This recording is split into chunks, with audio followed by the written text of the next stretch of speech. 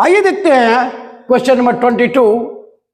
ये VVI question है। भी क्या करना है? प्रूव करना है।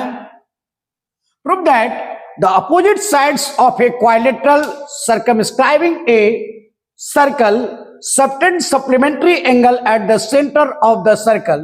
CBSE 2012, 2013, 2014, 2017 एंड 2019 मीन्स 5 टाइम्स में क्वेश्चन रिपीट किया है। ये NCERT में भी है और सभी राइटर लोगों ने इस क्वेश्चन को रखा है। तो चलिए पहले काम करते हैं, क्वेश्चन को समझते हैं। क्या कर रहा है? Prove that the opposite sides of a quadrilateral circumscribing a circle supplementary angles at the centre of the circle. तो चलिए काम करते हैं। पहले हम लोग एक सर्कल पे बनाते हैं क्या? क्वाड्रिलेटरल। क्वेश्चन के अकॉर्डिंग काम करते हैं। ये हुआ, ये भी लेते हैं A B C D। ABCD क्या हो गया? क्वाड्रिलेटरल हो गया, जिसका सेंटर क्या है? O। अब यहां देखेंगे, इसको करा कि ये एंगल, कौन angle? AOB plus COD equal to supplementary. Supplementary means क्या जी? 180 degree. Means angle AOB plus COD दोनों को ऐड करने पर क्या आना चाहिए? 180 डिग्री। कॉम्प्लीमेंट्री सप्लीमेंट्री समझ में आती होगी। कॉम्प्लीमेंट्री क्या होता है? 90, सप्लीमेंट्री क्या? 180। फिर angle COB plus angle AOD ये भी ऐड करने पर 180 आना चाहिए। यही प्रूफ करना है। क्या करते हैं हम लोग? लिखते हैं पहले given.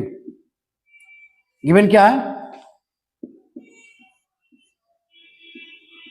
ABCD is a quadrilateral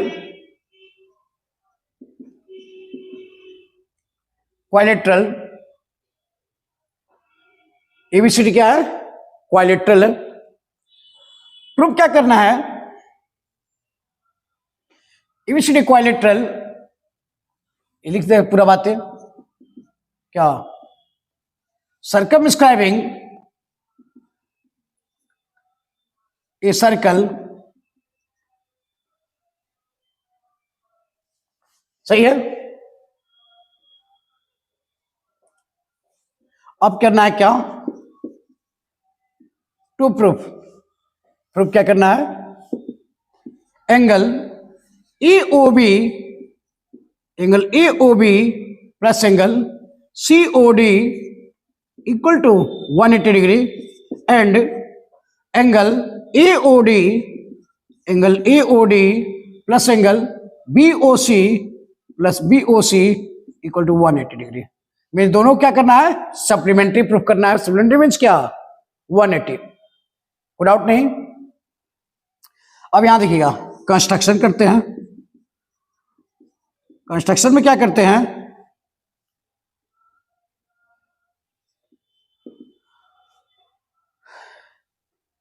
यहां जहां टच कर उसका नाम रखे PQRS। क्वाड्रिलेटरल जहां सर्कल को टच किया उसका नाम रख दिया PQRS। तो क्या करते हैं? ज्वाइन O2S, ज्वाइन कर दिए O2S, O2P, O2Q and O2R। Join O2S, O2P, O2Q and O2R। कोई डाउट नहीं। जो की हरकत उसको नोट कर दिए। अब चलते हैं कहां? टू प्रूफ था, अब चलते हैं प्रूफ में। यहां लिखेंगे we know that नेमिंग कर देते हैं पहले इसका। इस एंगल को 1 2 3 4 5 6 7 8 क्या किए? नेमिंग कर दी। किसको? एंगल AOP को एंगल एस ओ ए को, पी ओ बी को, ऐसा को नेमिंग कर दिया 1 2 3 4 5 6 7 8 तक कर दिए। लिखते हैं, we know that the tangents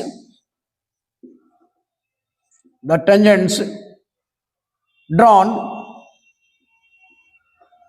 from an external point, from an external point, we know that the tangent drawn from an external point of a circle subtend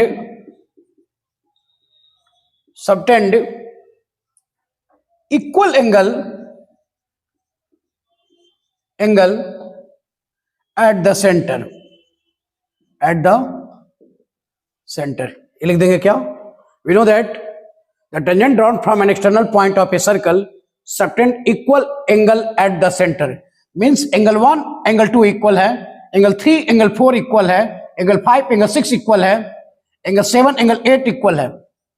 सही है, ये लिखने का मतलब था।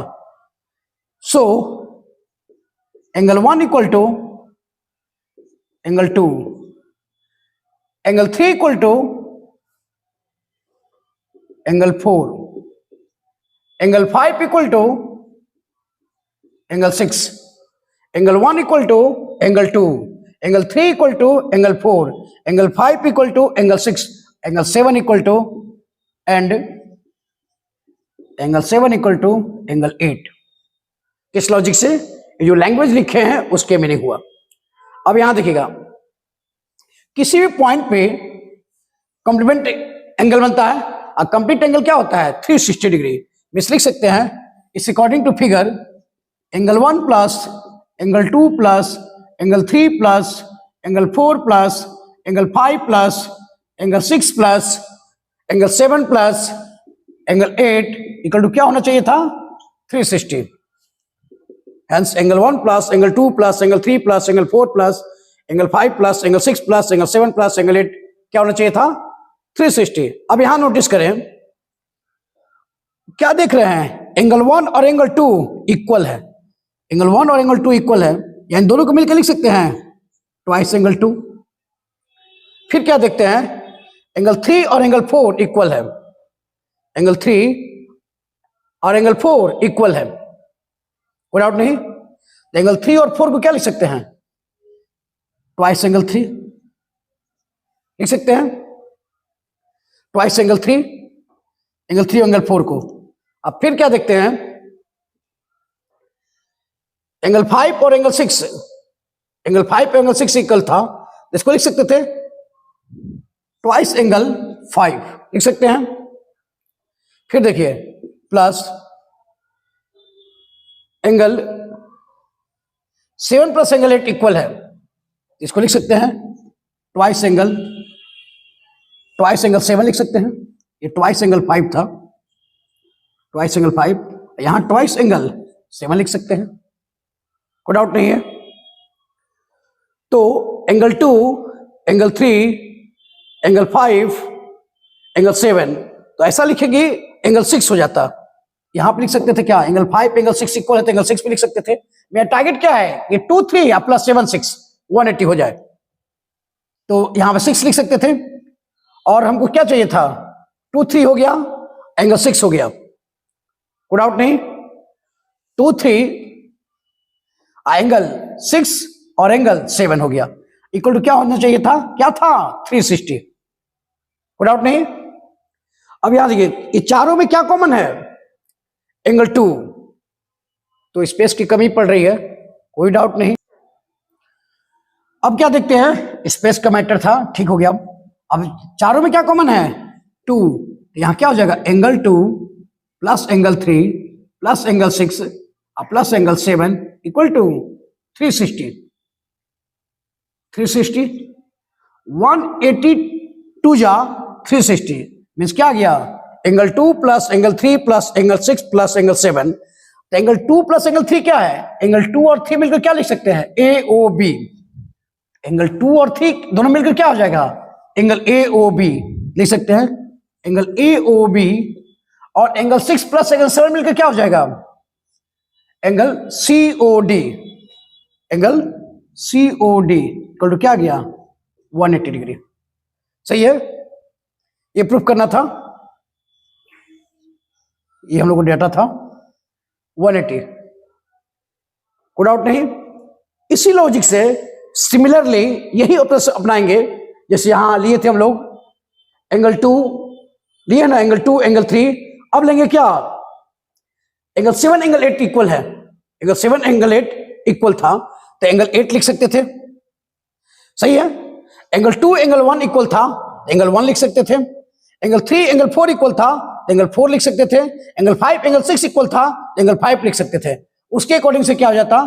4 5 मीन्स क्या? Angle COB। कोई डाउट नहीं, इसी में रहेंगे, यही प्रोसेस अपनाएंगे सेम। इसको सिमिलरली अब क्या प्रूफ करना है हमको? हम लोग प्रूफ कर दिए AOB और COD। अब प्रूफ करना है AOD और BOC प्लस करें 180। तो इसी क्वेश्चन को हम लिख सकते थे, एंगल 1 एंगल 2 इक्वल है तो लिख सकते थे ट्वाइस एंगल 1, या लिख सकते हैं सिमिलरली एंगल ट्वाइस 2 एंगल 1, इस लॉजिक से। और फिर क्या? 2 angle 4, 2 angle 4, angle 3 angle 4 equal है, और 2 angle 5 plus twice angle 5 plus twice angle 8 plus twice angle 8 equal to क्या होना चाहिए था? 360। फिर इसी क्वेश्चन में यहां देखिएगा 1 और 2 इक्वल था तो हम यहां एंगल 2 लिखे थे। जब प्रूफ करना था हमको इसको इतना प्लस इतना इक्वल टू 180। अब यहां देखिए क्या करें, एंगल 1 एंगल 2 इसको एंगल 1 लिख रहे हैं तो ट्वाइस एंगल 1, एंगल 3 एंगल 4 को लिख रहे हैं ट्वाइस एंगल 4, यानी 3 और 4 इक्वल था ना, 3 और 4 इक्वल था तो उसको लिख दिए। और फिर क्या? एंगल 5 एंगल 6 को हम लिख रहे हैं एंगल 5, और एंगल 7 एंगल 8 को लिख रहे हैं ट्वाइस एंगल 8, क्योंकि एंगल 7 एंगल 8 क्या है? इक्वल है। तो मुझसे इस रिलेशन से ये प्रूफ हो जाएगा। तो लिख सकते हैं 2 कॉमन ले लेंगे, यहां क्या आएगा? Angle 1 angle 4 angle 5 angle 8 equal to 360। तो 182 या 360, एंगल 1 और एंगल देखिए एंगल 1 और एंगल 8, एंगल 1 और एंगल 8 मिलकर क्या हो जाएगा? Angle AOD। सही है, एंगल 1 और एंगल 8 मिलकर क्या हो गया? AOD। फिर देखिए एंगल 4 और एंगल 5, एंगल 4 और एंगल 5 मिलकर क्या हो जाएगा? BOC, एंगल BOC, ये भी क्या गया? 180। तो प्रूफ करना था क्या?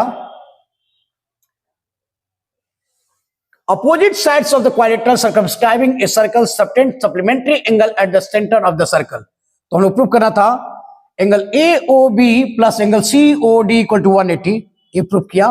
फिर प्रूफ करना था angle AOD plus BOC equal to 180 degree, ये प्रूफ किया 180 डिग्री। यही था इस क्वेश्चन का फाइनल आंसर। ये क्वेश्चन रिपीट किया है 5 टाइम्स, इसलिए क्वेश्चन में भी आ सकता है 24 के एग्जाम में भी। चलिए देखते हैं नेक्स्ट क्वेश्चन। चलिए देखते हैं नेक्स्ट क्वेश्चन, क्वेश्चन नंबर 23, जो सीबीएसई 2008, 2012, 2013 एंड 2014 में ऑलरेडी आ चुका है। मींस 4 टाइम्स क्वेश्चन आया हुआ है। करा क्या? In inscribe of an isosceles triangle ABC with AB equal to AC। करा क्या? क्या वर्ड यूज किया है? Inscribe means the in circle of an isosceles triangle ABC, the in circle of isosceles triangle ABC, कोई doubt नहीं इसमें, with AB equal to AC means A B C। क्या कर रहा है? the in circle of an isosceles triangle ABC, AB equal to AC means क्या? AB और ABC क्या है? इक्वल है। Touch the side AB BC CA, AB को टच करता है D पे, BC को टच करता है E पे, और AC को टच करता है F पे। कोई डाउट नहीं। ये इसका फिगर है। अब कराएंगे prove that E bisect BC, prove करना है जो ई पॉइंट है बीसी को बाइसेक्ट करता है, यानी बी इक्वल टू ईसी, ये प्रूव करना है। पहले काम करते हैं, लिखते हैं एबीसी एक आइसोसेलेस ट्रायंगल है। क्वेश्चन के अकॉर्डिंग बात करें तो क्या कर रहा है, एबीसी एक आइसोसेलेस ट्रायंगल है और आइसोसेलेस ट्रायंगल के प्रॉपर्टी हम लोग जानते हैं, दो साइड इक्वल होते हैं। तो ये बता भी रहा है कि कौन दो साइड इक्वल है, ए बी और ए सी इक्वल है। और वो सर्कल के अंदर में जो इस ट्रायंगल के साइड को टच करता है डी पे, ई पे एंड एफ पे। क्लियर है। और प्रूफ करना है क्या कि ई बी सी को बाइसेक्ट करता है, यानी B equal to C. Question के अकॉर्डिंग फिगर है और फिगर के अकॉर्डिंग ही क्वेश्चन है, कोई डाउट नहीं। मीन्स लॉजिक आपके पास है। आइसोसेलेस ट्रायंगल का ये ऑलरेडी गिवन है क्या, A B equal to A C. क्या लिखा हुआ है, गिवन है A B equal to A C. Equation number 1 ये क्या है, ऑलरेडी गिवन है। अब यहां देखिएगा ये एक्सटर्नल पॉइंट है, तो एडी और एफ क्या होंगे, इक्वल होंगे, क्योंकि एडी और एफ क्या है, टेंजेंट है सिर्फ एक ही पॉइंट से, किससे, फ्रॉम ए से। तो AD equal to A F, और बी एक्सटर्नल पॉइंट है तो B D equal to BE, C external point है तो C equal to C F. ये हम लोग शुरू से ही पढ़ते आ रहे हैं। तो लिख सकते हैं क्या, AD equal to A F, equation number 2। ये क्यों है, क्या डाउट है, क्या प्रॉब्लम है, तो टेंजेंट्स फ्रॉम ए, एडी और एफ दोनों क्या है, टेंजेंट से जो ड्रॉ किए गए हैं कहां से, ए से।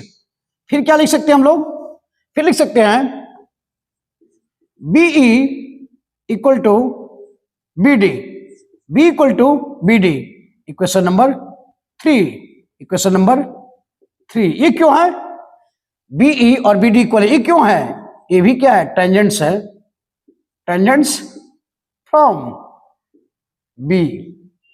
सिमिलरली लिख सकते हैं क्या, C equal to C F, equation number 4। ये क्यों है, टेंजेंट्स फ्रॉम किससे, C से। कोई डाउट नहीं। अभी काम करते हैं, क्वेश्चन दिया हुआ है कि A B equal to A C, क्या है, फ्रॉम इक्वेशन 1 क्या है, A B equal to A C, A B और ए सी गिवन है। अब यहां ध्यान रखें, ए बी को हम लिख सकते हैं A D plus B D, लिख सकते हैं ए बी को लिख सकते हैं हम क्या, A D plus B D, और ए सी को क्या लिख सकते थे, A F plus C F, A F plus C F लिख सकते थे, कोई डाउट नहीं है इसमें। अब यहां देखिएगा ध्यान से, फ्रॉम इक्वल्स 2, 3 एंड 4 में देखिए ध्यान से, एडी और एफ क्या है, एडी और एफ क्या है, इक्वल है। तो लिख सकते हैं एडी और एफ कैंसिल कर सकते हैं, एडी एफ दोनों इक्वल है तो कैसे कर सकते हैं, कोई डाउट इसमें, लिख सकते हैं, अगर आपको डाउट हो तो लिख सकते हैं एडी प्लस बी डी।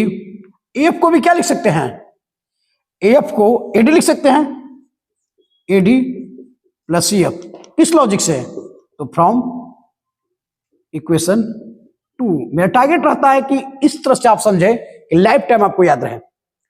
तब देखिए एडी और एडी कैंसिल, तो क्या गया, B D equal to C F, क्या गया, B D equal to C F. ध्यान से देखिए, बी डी और सी एफ क्या हो गए, इक्वल।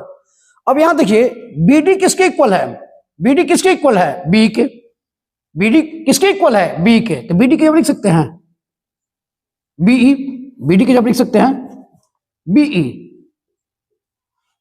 अब यहां देखिए सी एफ किसके इक्वल है, सी के, सी एफ किसके इक्वल है, सी के, किस लॉजिक से, फ्रॉम इक्वेशन 2 एंड इक्वेशन 3। किस लॉजिक से, 2 नहीं लिखेंगे, क्या है, 3 है, इक्वेशन 3 एंड इक्वेशन 4 से। कोई डाउट नहीं, इक्वेशन 4 है, कंफ्यूज नहीं होइएगा। इक्वेशन 4 से, 3 और 4 से क्या था, B D equal to B था, तो बी डी की जब रख दिया बी, और सी एफ की जब क्या था CE, B equal to CE, क्या आ गया बी इक्वल टू सीई। इसका मतलब क्या हुआ, क्या लिख सकते हैं, सो ई bisects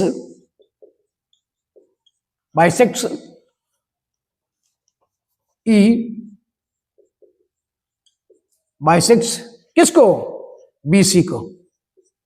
B E equal to क्या था सीई, बी इक्वल टू सी, इसका मतलब ई क्या कर रहा है, बीसी को बाइसेक्ट करता है, तो ई बाइसेक्ट्स बीसी। साफ साफ रखिएगा लैंग्वेज को, बाइसेक्ट्स बीसी, यही करना था हमको, क्या प्रूव।